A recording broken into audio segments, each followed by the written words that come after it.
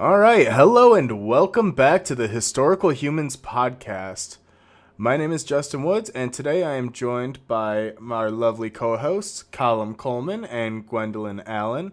And today we are going to be talking about the Book of the Dead, which was sensationalized by the 1999 classic hit The Mummy starring Brendan Fraser.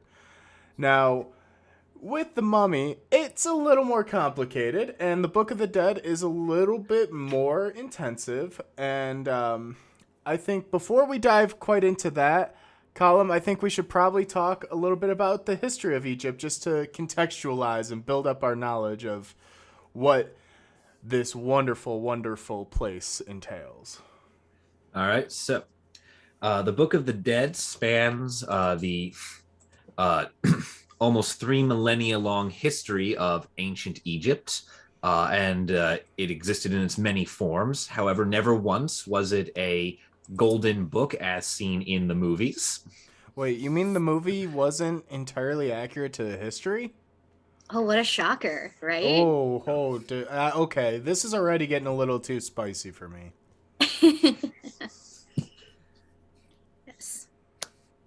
All right. So, obviously it's divided and whatnot, so tell us more. Yeah. All right, so the Book of the Dead, in its various forms, dates all the way back to at least the Old Kingdom of Egypt, approximately 4,700 years ago. So that's what, 2700 to 2200 BCE, which is before Common Era? Yes. Okay. I love definitions. We're just bouncing around between them.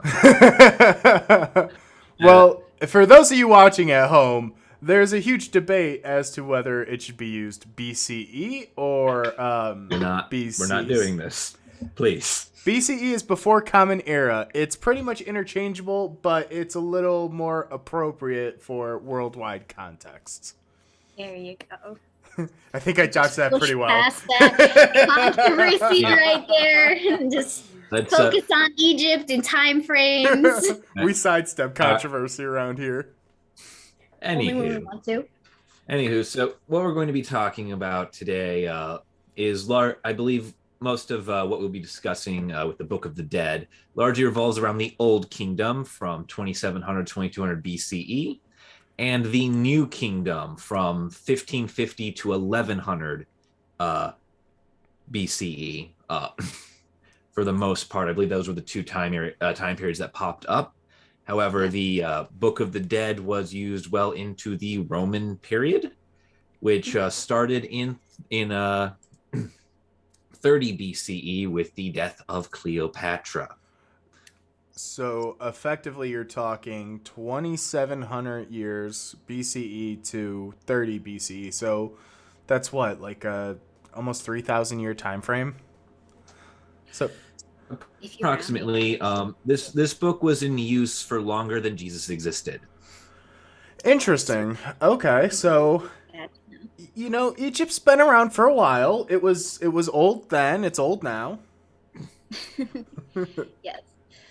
I think one of my favorite facts about that, because you brought up Cleopatra, is just the fact that she was born 2,500 years before after the Great Pyramids of Giza, and about 2,000 years before the first lunar landing. What that means is Cleopatra is closer to present time than she was the building of the pyramids. So it's a pretty large gap of time. Yeah. Yeah. I think a lot of people don't realize how long of a history Egypt has and how diverse it is throughout its different eras. The Old Kingdom is not going to look the same as the New Kingdom, even though it is still Egypt. Which, even though a lot of the pharaohs have been dead for quite a while, they still do a little bit of traveling. Yes, yeah, especially Ramses. In what was it? Is 1974? Yeah. He was set on a flight to Paris, and he got his own passport. So, people are crazy about dogs getting driver's license and passports and stuff, and yet we give passports to mummies. So, well, that's because money talks. That 3,000 years after you're dead, money talks, and so do mummies. Mummies. money for the mummies. Oh I God. cannot English today, and I apologize to everyone who has to listen to this. It's all good. It's just our Read bumbling. in English, you know. But speaking of mummies and the pyramids, I think that's a good little segue to jump into one of the most important parts of the Book of the Dead, which is what housed it. So the Book of the Dead, not a bound book like we have today. Instead, it's more of a collection of spells and little vignettes and other things designed to help a specific dead person reach the afterlife. And as such, the buildings that housed these spells and the tombs of the dead were of very big importance in Egypt. You've probably heard of them, at least the very famous ones in Giza. They are the pyramids. Lovely pyramids. I apologize once again. The pyramids, they date all the way back to the Old Kingdom and were mostly used during the Old Kingdom. Not so frequently during the time of certain other famous pharaohs like Cleopatra, who was pretty distant from the building of the pyramids. Just to dive into the architecture a little bit, the pyramids began as a thing we know today as mastabas, which are just these flat brick benches that are, they're massive, but they're flat. They're not conical in any way. It's just a giant rectangular building. And we first get the pyramids in the 2600s with the Step Pyramid of King Djoser, which is built by a name you might recognize from the films of Hollywood, one Vizier Imhotep, architect of the pharaoh. Surprisingly, not as evil as you might have been led to believe. He built the first pyramid, which was a step pyramid, similar to what you might find in Aztec or other pyramid building cultures. He did it by just building slightly smaller mastabas on top of each other. What are you doing, step pyramid? Yeah. And it's not until the fourth dynasty after this that we get the big, famous, conically shaped pyramids that we all know and love. And I feel like that should be a good point to get. Today's just going to be the episode of controversies. I think it should be pretty well suited that, pyramid shapes across the world tend to be some of the easiest ways to stack rocks and dirt, and that it doesn't necessarily need to be extraterrestrials to help accomplish that goal. Why do you have to bring up aliens? Why do we have to bring that up? Because yes, and I will back that. I'll back that because in between the Step Pyramid and the Great Pyramids of Giza, there are several very much failed attempts in Egypt, including the Red Pyramid and the Bent Pyramid. During which time the Bent Pyramid is what happens when you literally collapse the building you are standing on halfway through building it. They had to change the angle by about 15 degrees to keep the entire structure from collapsing on itself halfway up. So the pyramid goes like this and then like that. And that's why it looks bad, because these are people learning how to build things. And if you had the instruction manual already, you wouldn't need to learn how to build things. And they've also proven that the main pyramids at Giza were not built by slaves. They were actually skilled craftsmen and stonemasons. It's like, you're building a super massive structure. You're gonna hire the experts. And I think they were the experts, considering the fact the pyramid is still there. Yep. But speaking of all these wonderful pyramids and our books of the dead, of course, I think now might be a fun time just to jump into a lovely little ritual called the Heb Sed.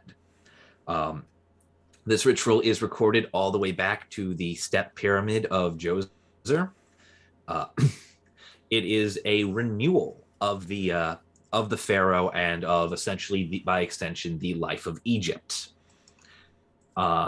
This lovely little ceremony took place in the complex outside the pyramids, because pyramids aren't just the conical structures themselves. They have entire fake palace complexes built around them, specifically for the dead to perform rituals to ensure the renewal of Egypt and of their souls. The Heb-Seb is a procession wherein the spirit of the dead that is left on the immortal plane, known as a Ka, is marches from the pyramid to a boundary stone and back again in a ceremonial procession, ensuring that the spirit retains its vitality. And it's a very lovely ritual. And some of the earliest examples of the Book of the Dead come from little vignettes depicting this ceremony in the step pyramid. Now, Colum, we keep talking about this Book of the Dead. How were we able to read it or read these various Books of the Dead? Well, to start with, because I know what you're asking for, but first, just gonna say we compiled these Books of the Dead from 3,000 years of Egyptian history, various spells, charms, carvings on tombs, and reliefs. However, it was all unintelligible to us for the better part of 2 millennia, until I believe it is Napoleon Bonaparte comes across a certain rock now famous for its ability to teach you languages. We are not sponsored by the company, but yes, the Rosetta Stone. Yeah. Which the Rosetta Stone was the key to being able to decipher Egyptian scripts and hieroglyphics, because what it was is it was an official decree that was carved into 3 sides of the stone in 3 different languages. The first one was in hieroglyphics, the second one was in Demotic scripts, and then the bottom one was actually ancient Greek, which, hey, we actually remember how to read.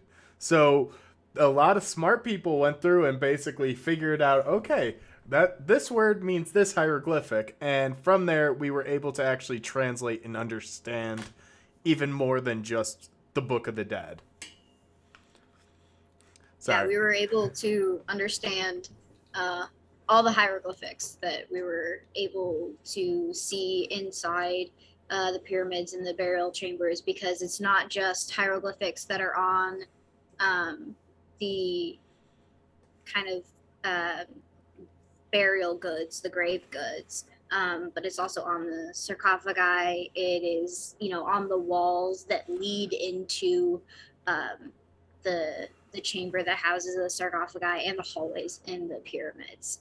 So we think of the pyramids as just housing like one thing, and yet it houses a lot of stuff. And normally the art on the walls depicts, the path to the afterlife, and the life of the person that is residing in the pyramids. Normally kings, but depending on how wealthy you were and what you could afford. And also depending on what era you lived in. Yes, very, very true. Yes. Not completely throughout all of Egypt's history. It just pops up in different places. For a bit of a general context, things like the Book of the Dead as we know it, pyramids, and, of course, mummification, which we will touch on later. Those were originally, in the Old Kingdom, available more or less exclusively to the pharaoh himself. This is very much an elite religion for a large part of Egypt's history, and it's not till about the New Kingdom that anyone can have access to this. So what you're saying is you have to be very rich and important to get buried in a pyramid. Yes. Which, and to by extension, have your body preserved and get to heaven so or the kind afterlife. kind of a weird modern context. Nicolas Cage actually has a burial pyramid purchased already, a mausoleum for when he dies. Well, I mean, a mausoleum and a burial pyramid are kind of different. It is a pyramid, though. It is a pyramid. It is a pyramid. Yes. Okay, that is interesting. You could probably dive more into why you think you deserve a grand burial, but I digress. Imagine if someone did that in modern context, though. Just bought like 100-acre parcel of land and just built a mega pyramid. Your Jeff Bezos, for example, builds like a 500-foot pyramid in the middle of Washington or Texas or wherever he lives. Just, yep, this is where I die.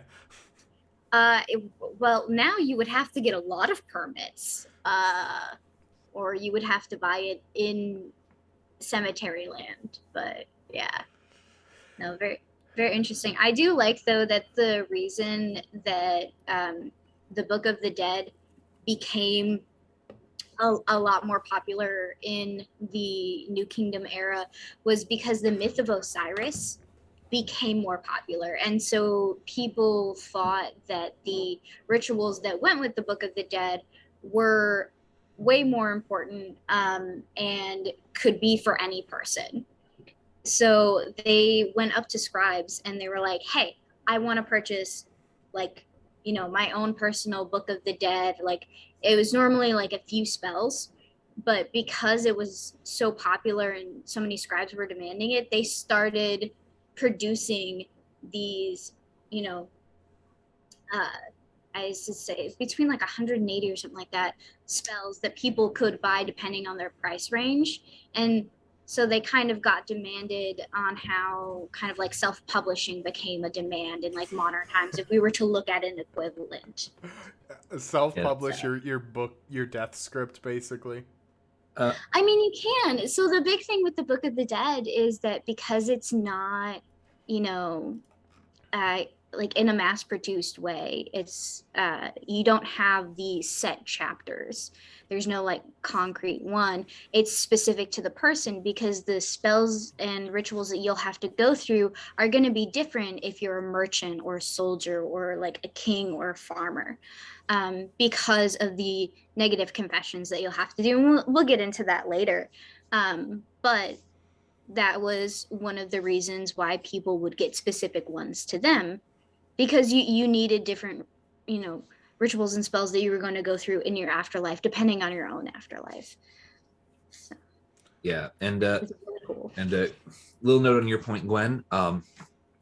The version that I used when researching this topic for this podcast contains 190 spells exactly for guiding the soul to the dead. For those of you interested, the version we used is in print today as an actual book. It is the version compiled by E.A. Wallace Budge of the British Museum around the early 20th century. And you can already tell Justin has problems with the phrase British Museum. The only reason... He has done enough controversy for today. The only reason the pyramids are still in Egypt is because they could not physically be carried to the British Museum. That's just a lack of industriousness. I mean, Germany carried off the entire city of Pergamon. Well, and also, colonialism. France still owns and maintains the Rosetta Stone. It is, I believe it's actually in the Louvre. Didn't they take like a part of the Pantheon? They took the Elgin marbles for sure. Yeah, Britain has the Elgin marbles, and I don't know if the Louvre still has the Rosetta Stone or if they put it somewhere else. I know do rotate quite a bit. It definitely has not been repatriated, though. It has not been repatriated. Oh no! It has not been repatriated. But off the top of my head, like, I'm not sure if that would go into an art museum like the Louvre or into more of a history museum like one of the many others around Paris. Well, do you guys remember, not to bring up too much controversy, but do you We need remember a counter. Let's fight on tangents. Let's go. Okay. Do you remember when ISIS was destroying a bunch of like Egyptian like historical like landmarks and things when they were rebelling? And the fucking British Museum came out and was like, "See, aren't you glad we have all these Egyptian artifacts and things? Because if we have left it to you, you wouldn't have been able to protect it because they were in fights with Egyptologists and other like diplomats and people wanting Egyptian artifacts to come back to Egypt for tourism and just for culture and things like that. And that was one of the arguments they used. Well, the whole ISIS rebellion and destruction was going on. And not like, oh, we feel bad that like your country has to deal with these people. It was, no, aren't you so glad? Because we can take better care of it over here on our little island. See, one, I don't think that was quite ISIS. That was the 2011 rebellions against the president, but close enough. I mean, ISIS. Well, no, there were rebellions, but there was also ISIS came in. But yeah, it's really funny. It's almost like you need to decolonize the field. You need to, get rid of the white saviorism. Like, we take better care of your history because we care. It's like, no. So for a lot of this was Justin's entire college career in about 2 sentences. Yes, basically, I focus on something very similar with North American, Native American, indigenous communities of like, hey, as the white archaeologist, I probably shouldn't be in charge of the history and of the past of someone who's not my ancestor, is kind of the gist of it. So the fact that the British had the audacity to just be like, oh yes, we are definitely better at stewarding the history and cultural heritage. It's a little full of themselves. And also, definitely. Fun fact about those lootings and ISIS, going off on another tangent and controversy, because we're just on a roll. We are. Hobby Lobby, the United States-based company, was caught paying ISIS, the terrorist organization, millions of dollars for looted artifacts, and just throwing it out there. Why do you think this arts and crafts company is working to accumulate a historical collection? Do you think they're avid historians, amateur archaeologists? Oh my gosh, no. Here we go. I hate Hobby Lobby on so many levels. I can't even get into it now. They were compiling these artifacts to build their own fundamentalist Christian creationist museum. Yeah, that does not surprise me. So I also find it funny that they enlisted ISIS to help them with this endeavor. Well, yeah, they're not going to legally acquire them. God forbid. Well, no, I just find it funny with their whole like wars in religion, and yet we're gonna work with this other group to then loot and destroy this ancient religion and culture to then benefit ours. Like it's just such a workaround when you think about it. What's the old saying, like, wars in religion but partners in business? Like, you can have ideological differences as long as there's money to be made. Oh, man, money makes the world go round. All right. Speaking of ideology, let's let's full circle. Let's come full circle. Let's come full circle, guys. Fair. So, here's a question for everybody out there. When the Egyptians put their pharaohs and other such important people into their tombs and pyramids, what do you think they thought that happened to the soul? What happened to the soul? Oh, I know. Pick me. Does it go to purgatory? Does it go to hell? Was there heaven? Well, Gwen, would you like to take off with this? Because you're Yes, I would. Let's do. All right, Thank Egyptian you. soul. Here we go. I raised my hand like a good student. Yeah, so the soul, or I guess was divided into two parts, so the Ba and the Ka. So the Ba goes to the afterlife, that is the one that goes on the journey that's talked about in the Book of the Dead, but the Ka remains in the mortal sphere within the vicinity of the body. So it inhabits all the funerary statues, that is like their former self that you'll see in a lot of these pyramids. And so the offerings for the deceased that are put in the pyramids or done in general, that was to be made to the ka of the deceased.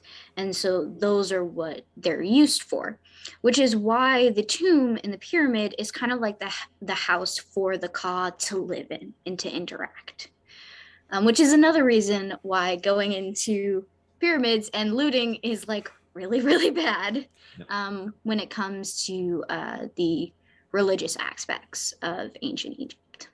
Especially considering that these statues were considered embodiments of the person via their ka, and that the ka needed everything a living human being needed to survive. Which includes, fresh offerings of fresh food and water and things like that. So this is literally a house that someone is living in, according to the traditional Egyptian belief. Yeah. Now, would this be a fair point or something where we could mention Howard Carter? I mean, we could, I guess. Well, you already said it, so you might as well go off. Yeah.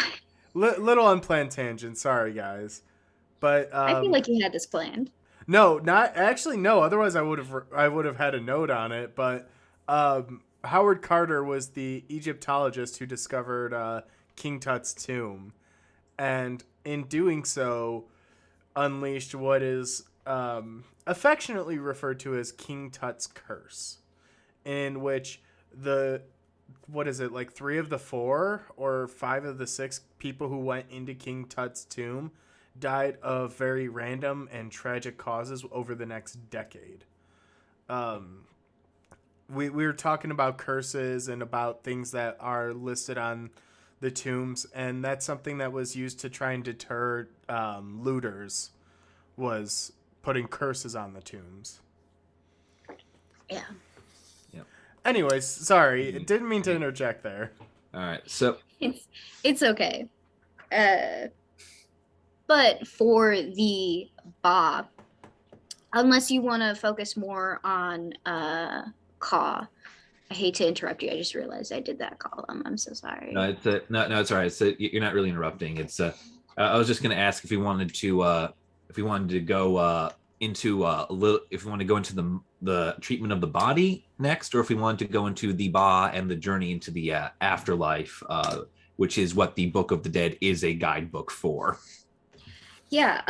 Well, I'd say let's talk about the preparation of the body, since that's still in the Ka, and then we can talk about the Ba and the Book of the Dead and what all those things entail as kind of the meaty subject of our, episode. All right. So, all right, I'll jump off the cliff. Here we go. Thank you. So, as soon as I find it in our notes again, mummification was the primary form of preparing a body for its interment and its residency in its permanent new house. Like fancy tombs and the Book of the Dead in general, this was only available exclusively to kings in the Old Kingdom. But by the New Kingdom, if you could pay for it, you could get it. And the version I'll be going over here initially is the fancy, expensive version of the elites, of what you would think of when we think mummies and pyramids in Egypt. This version took approximately 70 days to prepare the body for a funeral. Which is an extreme amount of dedication and time to invest in essentially preparing a corpse to go in the ground. But it's so much more. So much more. I have wonderful views of death, guys. It's great. So Ooh. So to start with, all organs except for the heart were removed and placed in these canopic jars, which are lovely little jars with, I believe, traditionally spells and little heads of gods and other things on them to mark them as important. These jars with the organs would then be interred with the body separately. The heart was kept in the body as it was believed to contain the person's essence, their intelligence, their emotions, their everything was in the heart. And the heart was also the one organ that you needed on you, in accordance with the Book of the Dead, in order to enter the afterlife successfully. If you lost your hearts, you had no means of making an entry into the afterlife, which is why in a lot of the Book of the Dead, there are a lot of prayers about things stealing your heart and them not being allowed to do it. Yes, this is very important. This is very important. It's the one thing that has to make it. Following this removal, the body would be covered and filled with natron for about 40 to 50 days. Natron is a salty drying agent that would effectively remove all the liquid from the body over this course of time so that the body would not rot once it was properly interred. This is very important since we're going through such trouble to preserve the body. We want to make sure it doesn't actually get all disgusting once we leave it there. After all, this is the inhabitant of a soul here that is that we're dealing with. There's no reason it should look filthy. Yeah, you got to beauty it up for the afterlife. Yeah. The body is then stuffed, typically with linens, to sort of fill it back up, because now, keep in mind, it has no moisture, it has no organs, so it looks very desiccated. So we've got to get it back into a humanish shape so that it looks normal and can be a proper vessel for the ka that is being left behind. Once this is done, the body is wrapped with multiple layers of linen, and charms and prayers are recited over the body and placed between the various layers of linen. And wrapping the body, it is wrapped so many times that it actually takes 15 continuous days of wrapping to fully mummify a mummy. And I think it is important to note that, as we mentioned earlier, with the scribes writing out the various spells and charms for the books of the dead for various people, you needed a specific priest who was trained in the Book of the Dead to write out these charms. Not any priest could do it. Not any person could do it. If it was done by anyone except for a properly ordained and trained spellmaker, the spell was effectively useless. Yes. And these scribes and spellmakers took great pride and dedication in the spells that they do. So even at the end of certain spells, like we'll get into when we get into the main one of the Weighing of the Heart, is at the end they put that they have done such a good job in helping you get through this path and making it that they themselves will have an easier journey when they come forth to do this, because they are so integral into getting people into the afterlife. So it was a very important thing and a very honorable thing. Yeah. Yes, it was. And then following this 70 days of preparation, it was also important to move the body across the Nile to its tomb. I think it's important to mention that the Egyptians had a side of the Nile that was for the living and a side that was for the dead. I believe it is the you move from the eastern side to the western side when carrying a body to be interred. And this procession was meant to be as elaborate and lavish as you could make it. It was a form of ritual public mourning for the dead person, a form of saying, look here, this is someone who mattered, who was important, who had things, behold them. The only thing I can really compare it to is essentially a New Orleans funeral, except that that seems almost too bright and happy compared to what the Egyptians would do, as people would literally rip their shirts off, beat their chests, and scream, and you would pay people to do this and march with you across the Nile. I from a cultural perspective though, it's very fascinating because clearly there's a high level of importance on death and on dying, to the point where it almost sounds like they were worried, they were highly concerned about what happened to them after death. Now, was it something of like, we live this great life, I want to continue that in the afterlife? Does it tie a lot more heavily into their beliefs and mythology? I know we talked about Anubis and Horus. Yeah. So the big thing, I would say one of the big misconceptions about Egyptian culture is that they're a culture obsessed with death. And they're really not. I mean, death is definitely a big part that we see in what they're most known for, but they're really a culture that really values life. And they saw dying as a continuation of that life. So when you get to the afterlife, let's say you pass the weighing of the heart trials, you get to go to what is basically paradise. It's called the Field of the Reeds.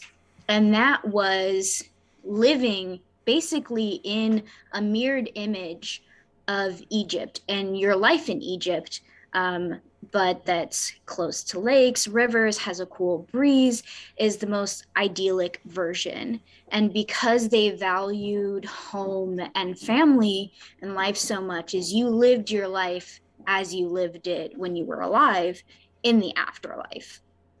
So I would, yeah, I wouldn't say they're super focused on death. The only thing that truly scared them was not having an afterlife. So if you fail the trial, your heart gets devoured.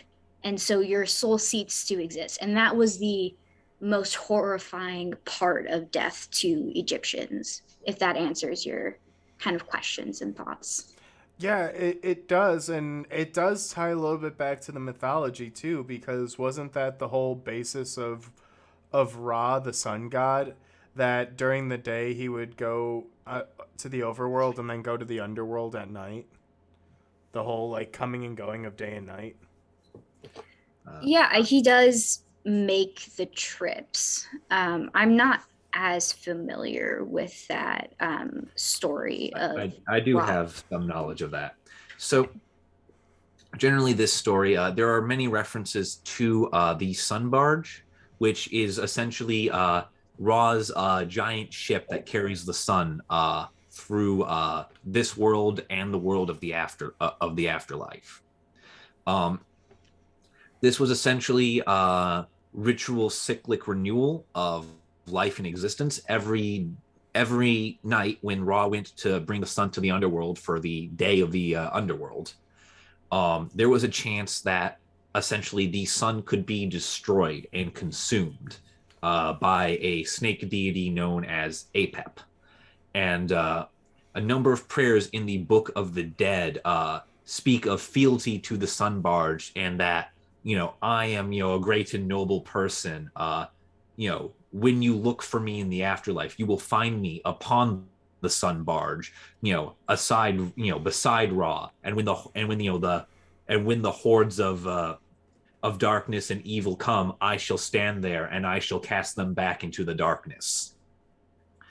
So it is tied to the Book of the Dead. The Sun Barge was a thing that you could get on. It was essentially a place you could serve in the afterlife, which is not too bad of a place to go if you are a warrior, because essentially the afterlife is the idealized version of Egypt. You and your job and everything that you brought with you, there is a perfect version of that in the afterlife waiting for you if you brought it with you. So if you're a soldier, well, there's the perfect battle. between pure cosmic good and life in Ra and the Sun Barge, and pure cosmic evil in the darkness that is the Serpent of Apep. See, And I'm there are glad you knew also that. other gods. There Yes, are also other gods that help to Yes, there are. on his transition. Yep. Fun fact: there is a god, which I believe is a good segue into a myth you want to talk about, Gwen. Oh, yes. The god Set. One of the few good things he does is he does serve as essentially commander in chief of the forces on Ra's Sun Barge. He is the first warrior there, beating back the forces of chaos and darkness and evil on the Sun Barge. The one good thing this man does in all of Egyptian mythology.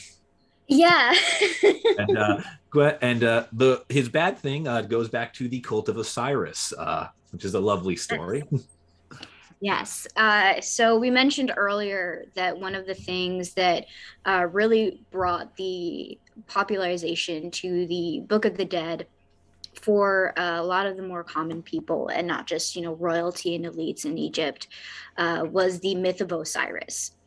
And so what essentially happened in this myth, because it is a little long, we're just kind of going to spark notes it, that the brother of Osiris, Set, becomes very resentful of Osiris's success and the law and order and abundance that he's put into the earth as he's ruling it. And also, his wife, Nephitis, I might be saying that wrong, is so enamored by Osiris that she shapeshift into Osiris's wife, Isis, and proceeds to sleep with Osiris and becomes pregnant and has Anubis. Bit of a problem. So she abandons Anubis, so worried that Set is going to find out.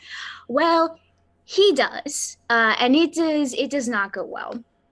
Luckily, Anubis is adopted by Isis, but when Set finds out, this disgrace, and already, resentful and angry towards his brother, decides that he's gonna kill Osiris. And I'd like to just step in for 1 second, please, if I can, Gwen. I'd like to point out here that we would like to make distinction between Isis, the goddess of magic and queen of the afterlife, and the terrorist organization. They bear no relationship whatsoever in any way, shape, or form. One is the former, the one we are talking about, is the relatively good and benevolent goddess of magic. Yes. Definitely not a terror organization. It is an Egyptian goddess. Yes, that's good you point out, just so that people know. I always forget sometimes that people don't know the origins. So Set is plotting to murder his brother Osiris over this. Yes. It gets a little awkward. So he plans to murder his brother. Obviously very hard to do. He is, the ruler of Earth at this time. And so he decides that he's going to have a beautiful coffin made. To Osiris's specific height and measurements and everything. And he was going to throw a party. And at this party, he was going to present this box to his guests and be like, whoever fits in this perfectly can have it as a gift. Because this would be a very good, good and beautiful gift to have. And so when Osiris is like, well, yeah, I'm going to lay down in this coffin. I want to get this. This is a cool gift. Set slams it shut and throws it into the Nile and is carried down the river. Obviously, freaks Isis out, and she goes looking for him. And so his coffin eventually lodges into a Damascus tree that's growing. And the tree grows quickly around the coffin until it's completely contained it. And so in this place where it is, Isis eventually finds it and has it cut down. And when she goes to revive Osiris, when she brings him back to Egypt, Set finds this out, and he decides that he is going to cut up his brother's body and, spread it all around, like across the land and into the Nile and everything, so that he cannot be revived by his wife. And when Isis returns from gathering the potion that she needs, is horrified and goes to work to quickly gather all the pieces. She doesn't gather all the pieces. She's missing a few, but she's gathered enough, and she revives Osiris.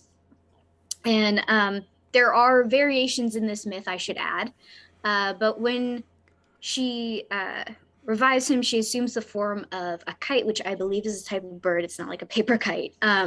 Flies around him, draws his seed into her body, and becomes pregnant with the son Horus. And so now that Osiris is alive, even though complete, he can no longer be ruler of the land of the living. So he goes to the land of the afterlife, where he becomes the lord and the judge of the dead. Or I should say one of the judges of the dead. He is king of the afterworld and the afterlife. And Gwen, to answer your question, a kite is a term for a large vulture. Okay, cool. So I was right. It was a bird. Yeah, it's a vulture. It's essentially a vulture. Not a particularly nice one either. No, well, okay. Aggressively became pregnant with Horus. I guess we'll go with that. So all right. Let's leave it there. All right. Yeah, we'll leave it there. Looking at some things here, I believe we're about to get into the real, our headliner for the night, the Journey into the Underworld and the Book of the Dead. And so I'd like to take a quick moment here. I'm going to run down a little list of some of the gods and monsters that we might encounter on our way here, just before we dive into it. And then Gwen, I'll hand it off to you, and we can go all the way down to the field of reeds and make it there ourselves. Hopefully. All right. So to start off with, big man himself, Osiris, king of the afterlife. He is a humanoid god, typically depicted as a sort of green man. He's important because it's his cult that essentially popularizes the Book of the Dead, and because he's sort of the king of the Field of Reeds. We have Anubis, jackal-headed god, technically son of Set, technically son of Osiris. It's a bit confusing. He is Osiris's right-hand man in the afterlife. He is responsible for essentially running the Hall of Truth and setting up the scales and all the things that you would need to do to judge a soul's worthiness. We have Thoth, a ibis-headed, which is a form of a bird. He's an ibis-headed god. He is the god of knowledge. He is present to record the names of all souls worthy and unworthy who enter the hall and attempt to enter the afterlife. We have Ra. He's an eagle-headed god, god of the sun, basically king of all existence. He also gets to be present here and judge your worthiness. We have Ma'at, the goddess of truth. She donates the feather of truth upon which all souls shall be judged. Very important deity there. We have Wep-Wawit, which is a personal favorite of mine. He is an Old Kingdom god. He is responsible for separating the Ba and Ka and seeing the Ba set out on its journey into the afterlife. He is a wolf-headed god, and his cult is largely replaced by both those of Anubis and Osiris over the course of Egyptian history, but he is still a wonderfully fun name and a very early deity, so I keep him around. There are the 42 judges. This is a collection of the 42 gods who sit in the chamber of the Hall of Truth and are responsible for judging you. They include all the gods we've mentioned, as well as several other names, because we haven't gotten all 42. We'd be here forever if we tried. And finally, most importantly of all, in my opinion, there is the one thing that all Egyptians feared when they sent their souls on this journey to the afterlife, there is Amut, a crocodile-headed monster who devours the soul of anyone deemed unworthy by either the scales of truth or the 42 judges. She consumes your heart, and she is absolutely merciless. And just a fun side note, she is often depicted as Anubis's pet. I would also like to point out that she is part lion and part hippopotamus, as well as the crocodile. So the fearsomest creatures. Yeah. Truly hideous, truly something you would only ever expect to find in a nightmare. Hey, she's got a good personality, though, okay? I mean, devouring souls is definitely a badass personality. I gotta respect it. As a bad bitch Stop myself, idolizing the monsters. Stop idolizing. We must now take a moment here to remind Gwen that we do not idolize the destroyers of souls and bringers of darkness. I mean, like, in general, we shouldn't endorse it, but I feel like you gotta respect the hustle. I do respect it. That's a pretty badass thing to be. Like, of all the gods and all the jobs you could get stuck with, to be like, I'm just gonna devour your soul. That's badass. I mean, she was what so many Egyptian people feared, as they valued life so much that once she devoured your heart, your soul did not exist. There was a cease of existing. And so that put some people in a pretty good line of following the general laws of the gods. Also, it's kind of interesting that such fearsome creatures, she was depicted as being a hybrid of the creatures, because you would think that those are some of the biggest predators that the people faced. I mean, the crocodiles are all throughout the Nile River. Like, you make one mistake in the river and you get chomped up. Hippos are terrifying in the wild. They're known for a lot of kills. I'd be more afraid of the hippopotamus than the lion and the crocodile. The lion arguably is probably the most docile and passive of the three, because they tend not to attack unless they're hungry or looking for an easy kill. Yeah. Well, I would say the crocodiles too, but yeah. Yeah. Although, in fairness to that, Egypt, as a note in Egyptian mythology, the lion goddess Sekhmet does have the highest body count of any Egyptian deity.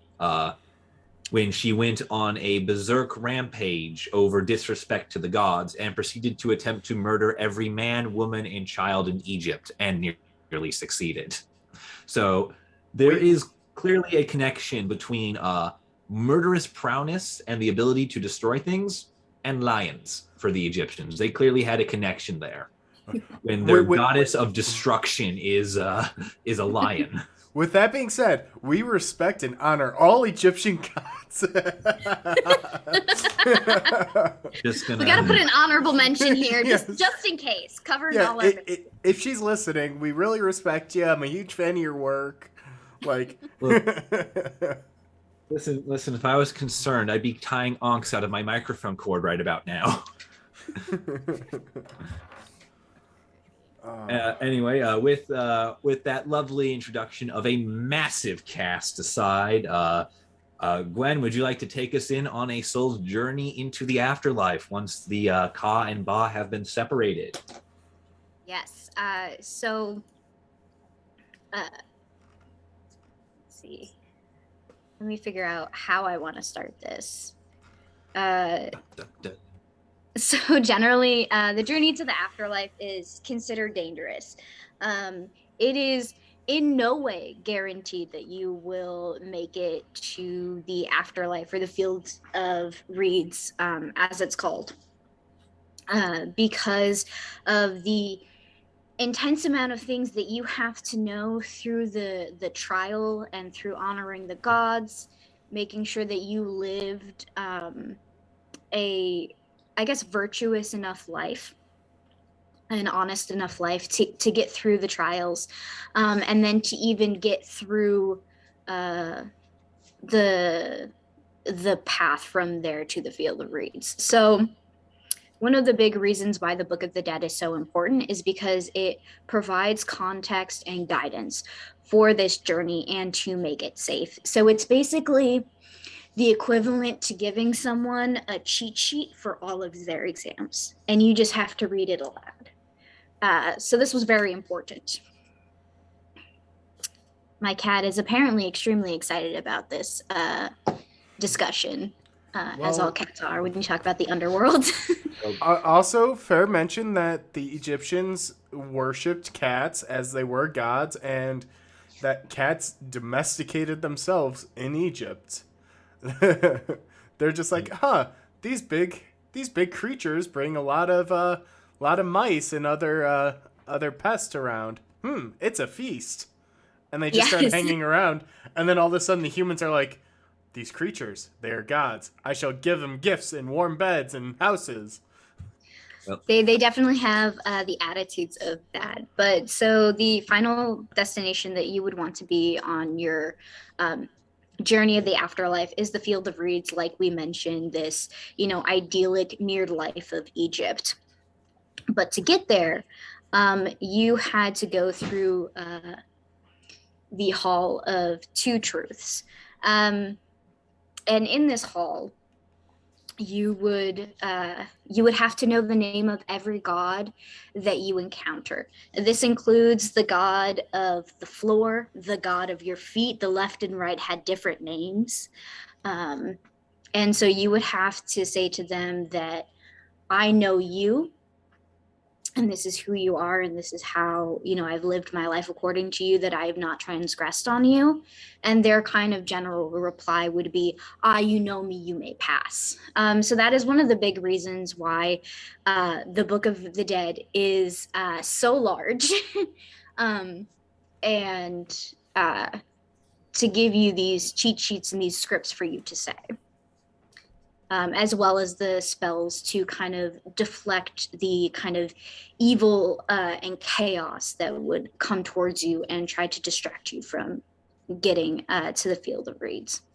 So the Weighing of the Hearts is, I believe, categorized in spell or chapter 125. That would be in the general printed Book of the Dead that we know today.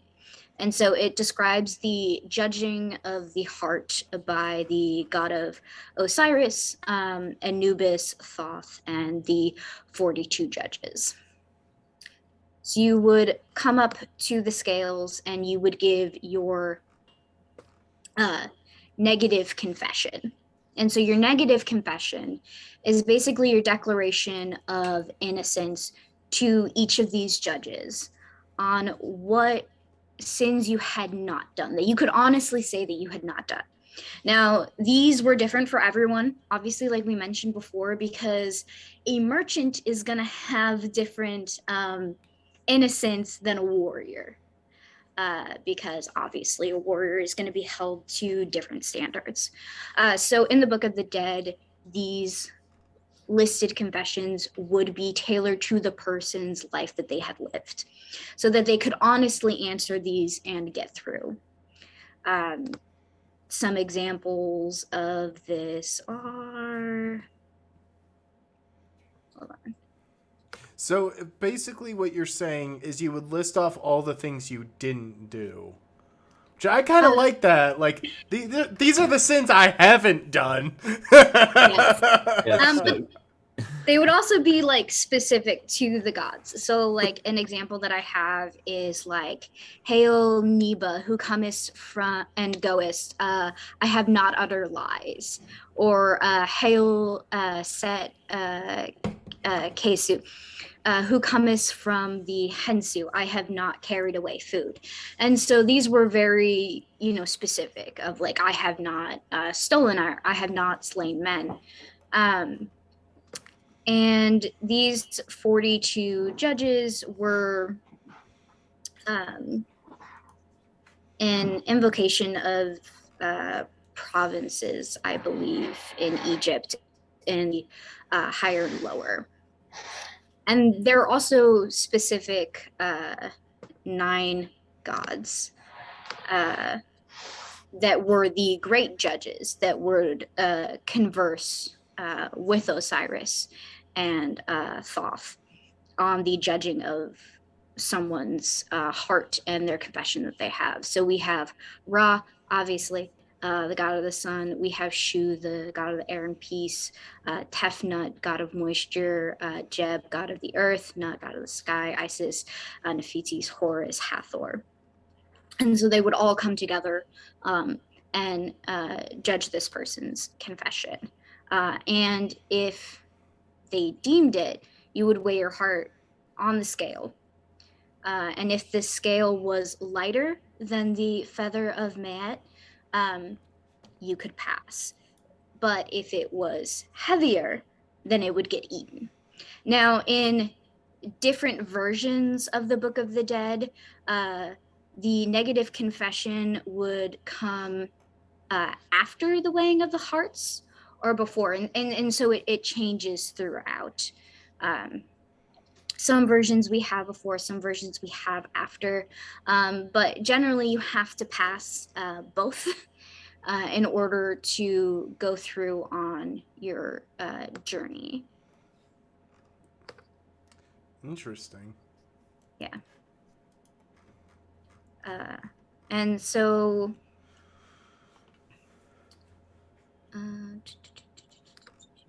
yeah, so the god Thoth normally presided over these because he was considered one of the wisest gods, and recorded all the names that entered into the field of reeds.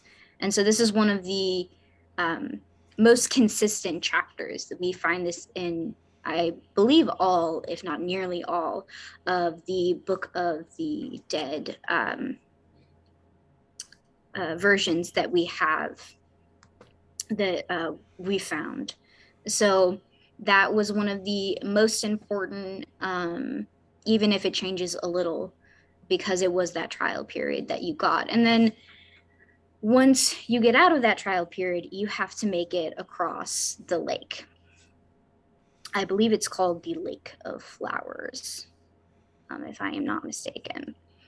And you had to make it through there with a rather irksome guide. And you had to deflect monsters and chaos that would try to drag you under. So, like Colum said, there are spells to deflect snakes. There are spells to deflect crocodiles and so many different things that you could invoke and recite as you're making this journey. But once you make it, paradise.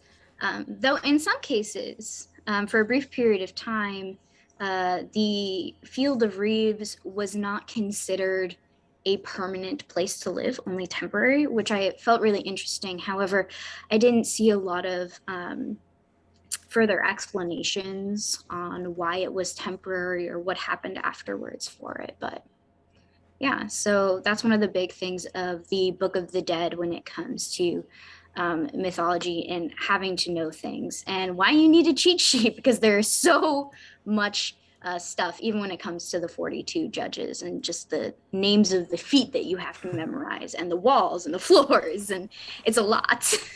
On the plus side, at least you've got your entire life to study for it. I mean, so one of the things is if you knew you had an illness, and you felt like it was close to your time, you would have someone write this up for you, because it's obviously has to be handcrafted to your life. You have to be honest with the people making it, so that you can do it. And a lot of people say that one of the reasons why we can read the spells and things in the Book of the Dead is because we find comfort, or I guess the people in Egypt would find comfort knowing that the people that they've lost are kind of secured in their journey to paradise because they have this cheat sheet with them, which is actually very interesting, because one of the things that make it so that you've lived an honest life is not cursing the gods. And so mourning is obviously allowed, and people are given a specific time to mourn. But if you go over that and you curse the gods for taking away a loved one, that's not living an honest life, because you're not believing in the gods and the plans and the things that they've done. So if you do curse the gods for taking some away from you, then you're believing falsehoods, and that's one of the things that you have to put in your negative confession to make it through. Interesting. Yeah. And throughout all this, the heart is the most important organ, which is why it is the only one not taken out of the body, so that to ensure that at the very least your Ka has it at the start, when he and the boss separate to start off the journey. Yeah, it must be weighed, or else you cannot get through, because that is how you get judged. Alrighty. So yeah, that is the beautiful Book of the Dead.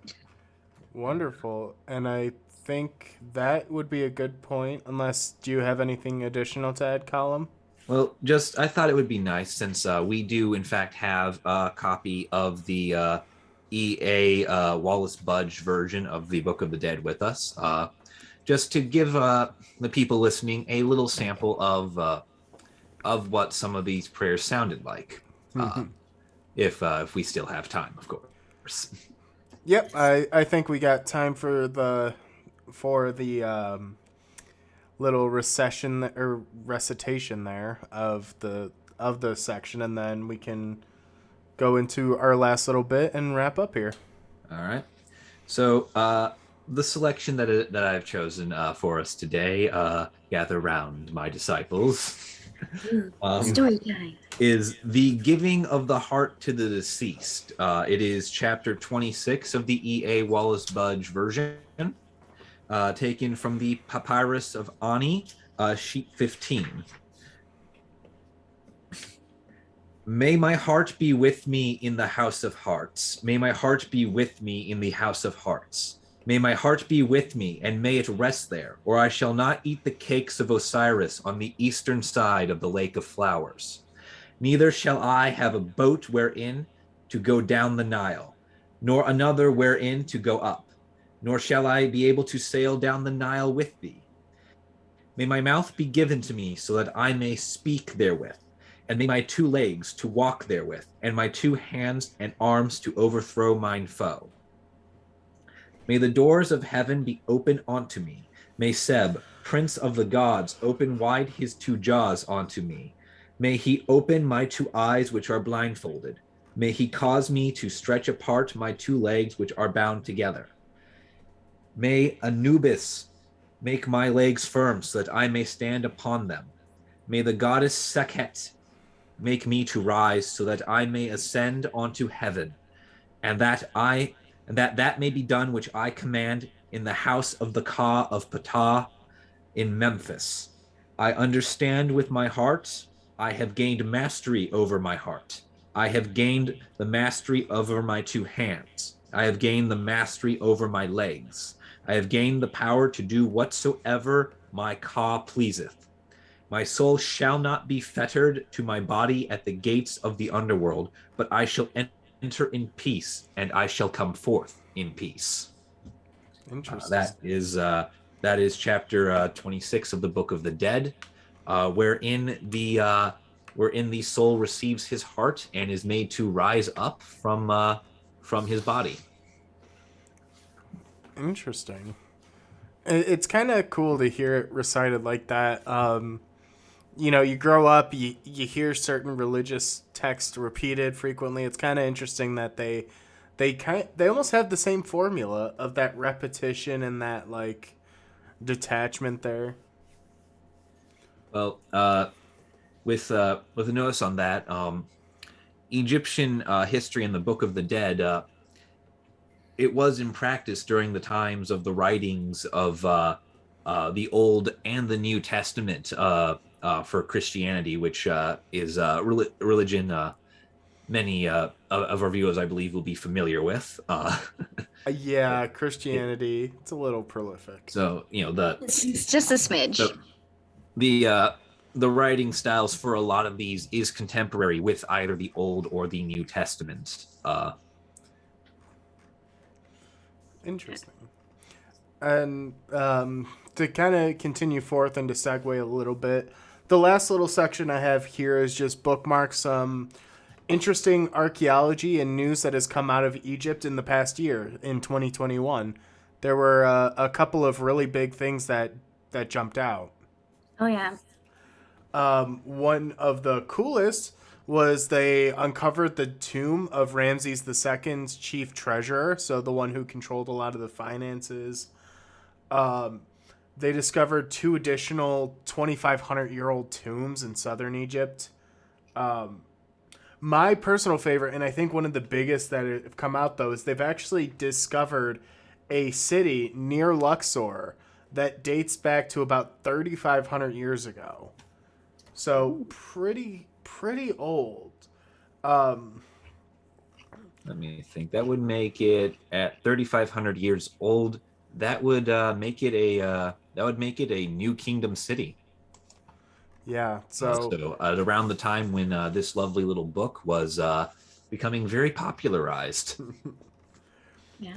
And something of note that I thought was kind of interesting, and we touched very briefly about it when we talked about the looting, but there's actually a chief minister of the state for antiquities and affairs, Dr. Zahi Hawass, who is kind of the head honcho when it comes to Egyptology and archaeological excavations in Egypt. He tends to be the main point of contact, the one who does a lot of press releases, which is good and bad, because he was he was good friends with Mubarak, who was deposed in 2011 during the chaos, but also he kind of domineered the field, forbidding archaeologists to announce their own findings, courting the media for his own gain. Certain people are actually denied rights to archaeological sites because they were too amateurish. It's a good and bad thing. Like, there's a lot of gatekeeping there, but a lot of people argue in favor of him because it is a certain level of stewardship over their culture. I mean, one of the things we did not talk about is the prolific looting of mummies throughout most of history. Like, in the 1800s, they used mummies as fuel for trains when trains were first introduced into Egypt. They just chucked them in. They literally ate mummies at Victorian parties, and that is one of the main reasons why we don't have a lot of mummies to study from what we used to have, was because of fashionable cannibalism. So you could also grind up their bones and snuff it as medicine. Yeah. My personal favorite, though, of all the ways to destroy mummies was to extract the pigment of mummy brown. It was a specific paint pigment that artists would use. And it's very interesting because you can actually tell real paintings from fakes or from recreations or like forgeries because of this pigment, because they would literally blend up the mummy and it would create this pigment that artists would use. Yeah.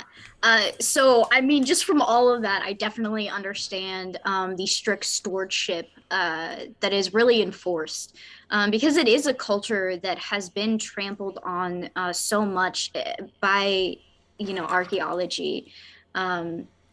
And there's been a lot of disingenuous interactions when it comes to archaeology. I mean, Egypt is such a famous topic, and there's so much fascination with ancient Egypt, and yet Egypt itself doesn't see that kind of tourism revenue in the same way that these other museums do, because they hold these artifacts.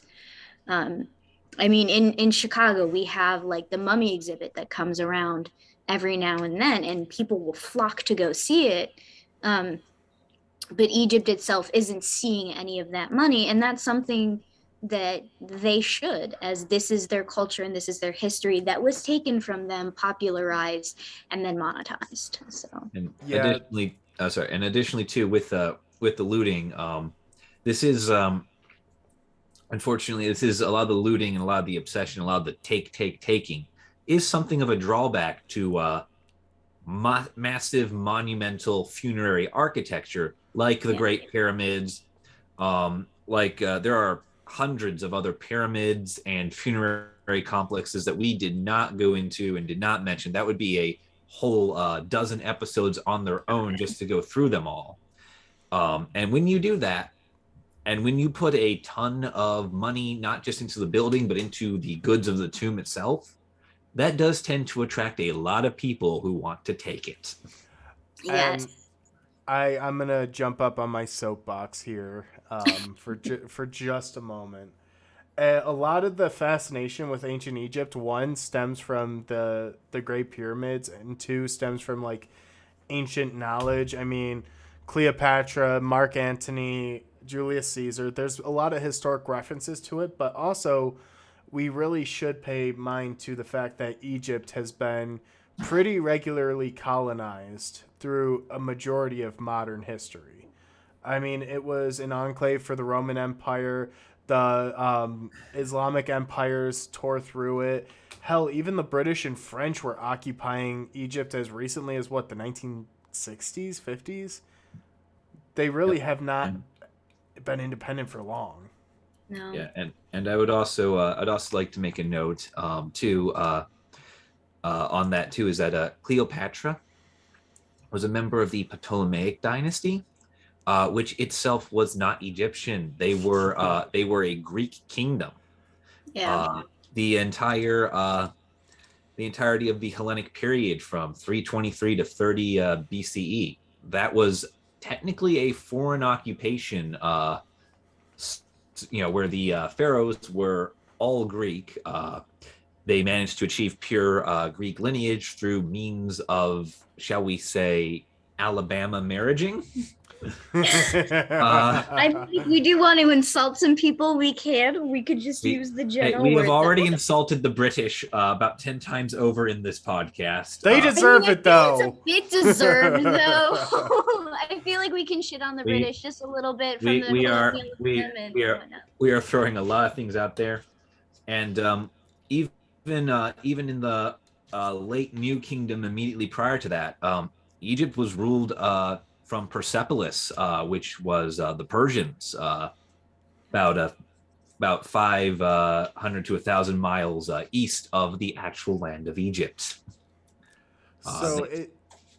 They spend a lot of their time not ruling themselves and being a part of other systems, some of which were better than others. It's definitely justified that they want to reclaim that heritage, reclaim that lineage, and that's actually something you see quite often, a lot of times with repressed and groups that have experienced a lot of colonial trauma like that, is this resurgence and re-ownership of a renewed interest in their heritage and in their lineage to connect them to that past. Because after a while, you start feeling like you lose parts of your identity, your culture. Oh, yeah. I mean, we see it a lot today with modern indigenous communities across the world. I mean, First Nations in Canada, in the U.S., Australia. There's been a lot of language revitalization. There's been a lot of interest in and a lot of work done to over the stewardship of these historic materials. Yeah, and I mean it's a beautiful thing to see, and I think as anthropologists, archaeologists, we should definitely be at the forefront supporting this. And it is sad when you see other people, within our discipline, pushing back on that, because we have to own up to our mistakes, like the British and colonialism, of this trauma and hurt that we have contributed and caused. So. And it poses this modern ethical dilemma, to really bring this on a full tangent. But there's a really big modern ethical dilemma in a lot of academic fields of what do you do in these situations. is there a certain level of care that you should impart to these artifacts? Because cultural resources are a finite resource. You don't gain new cultural resources. You only have so much. So, like the British Museum during the revolt in Egypt, they made that argument of we are stewards of this cultural heritage, and right now it's in great danger. And we've seen with ISIS the destruction of historic sites that weren't able to be preserved or put into museums, or museums being looted. So there's a lot of the old guard, I'll say, as a polite way to put it, the old guard who say, we are stewards of this heritage, we are the stewards of this history, and we want to just preserve it for future generations to learn about, which at its core is a pretty valid argument. However, it starts losing its footing and losing its ground when it comes time to groups that aren't in disaster areas, or that are stable and able to take control over it. Like I said, a lot of indigenous groups are starting to take that ownership and take control and starting to really invest in ownership of the history. But there's a certain ethical dilemma. Like, I bring it back to North America a lot because that's where our area of expertise is. But like with human remains, there's huge debates. A lot of academics refuse to repatriate human remains because you can't make cultural connections to modern peoples, but it's still someone's ancestor. It's still someone's history. And it's just, at a certain point, you need to help them retake their ownership, regain that culture, that history. Especially when it comes to North American indigenous peoples, that a lot of those beliefs are still held today. They are mixed with other things because you have a lot of enforced Christianity in a lot of those communities through colonization and ethnocide, but those are still like held beliefs in a lot of those cultural things. So when you are taking those ancestral bodies, when you're messing with those human remains, those have real impacts on those people, for their family members and the people of their community and in their beliefs. And you really, it comes down, to me, I find it very simple. It comes down to respecting people and cultures, because a lot of people want to use the excuse of science and making discoveries. And I totally understand that. But in science, you have to draw the line of new discoveries and ethics and respecting, human life and human beliefs. That is why there are certain things that you just don't do in science and psychology. And I think that's another way that we really have to look at it and understand it. And especially with Egypt, going back to it of, do they have the resources? Well, Egypt had the resources before all of this was happening. So the fact that they then use this incident in this time period as an excuse to be those, oh, well, we have better resources. It's no, they also had resources. And if that's what you're worried about, then donate for funding, donate, equipment and things that you think will help. But that does not give you a right, because you have access to things, for you to keep someone's cultural heritage. To get really serious for a moment. Well, and the argument is really beginning to lose its footing too, because there was some credibility and credence to the argument of like, you make it more accessible by having it in these museums. But now you're starting to see the emergence of digital exhibitions. You're starting to see a lot more worldwide travel, a lot more accessibility of being able to go to these places, to see them in situ, where they stand, where they lay, and be able to honor that past and that history without overstepping, I think is a good way to put it. Yeah, I think that's a great way to put it. We have the technology now, that these arguments, they're in the past. There's no reason for them anymore. It comes down to respecting the people and their culture. And I understand access to things, but at the same time, if these artifacts are spending more time, let's say at the British Museum than at the Egyptian one. Well, their home should be the Egyptian Museum. It should not be, the British one. And I think that's really something that we have to think about when it comes to Egypt and when it comes to other artifacts around the world, because the British Museum's got a lot of non-British stuff in it. Yeah, it's where did you manage to get such an extensive collection at the British Museum, Colum? Like, where did you source most of this stuff? I'm sorry, what? I think he's talking about the source of information on the British Museum. Like, where did the British Museum get all their artifacts? Well, the Book of the Dead that we've been using, which is from the early 20th century British Museum, is a compilation of several hundred vignettes and papyri, which were the Egyptian version of paper was papyrus and papyri. Several hundred of those form this edition of the Book of the Dead. They are listed in here by their number that was given to them by the British Museum. All 190 of them, all 698 pages worth of text. Yeah. This is not a small book. No. By any means. It is an interesting read. There are some very fun little charms and spells in here that are just interesting to read and an interesting look at things. We do not make money off of any sales from this, but yeah. But speaking of ancient cultures and their beliefs and their right to them, we have the Egyptian Book of the Dead. I think that's about all she wrote. Yeah, and yeah, Gwen, what were you about to say? Oh yeah, I just in talking about the British Museum is that they got a lot of this through colonization, and I think we have all kind of understood now imperialism and colonization is not something we should be doing.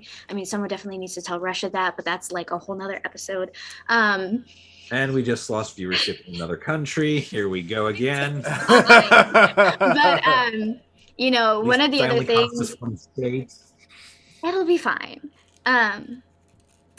But that happened after World War II, and they were like, you need to, not be imperialistic. You need to basically release these countries. And though they were republics and they've become more and more independent, another thing is you also need to release these cultural ties, which I think is something we've been much slower to accept and talk about. But that's also really important to independence and identity in country. But we are definitely off topic from the Book of the Dead. Yep. So with that, I'm going to end us with another excerpt. So we can end because we are talking about memory and cultural remembrance. So this is chapter 25, Giving Memory Unto the Deceased. May my name be given to me in the great house, and may I remember my name in the house of fire on the night of counting the years and of telling the number of the months. I am with the Divine One, and I sit in the eastern side of heaven. If any god whatsoever should advance onto me, let me be able to proclaim his name forthwith.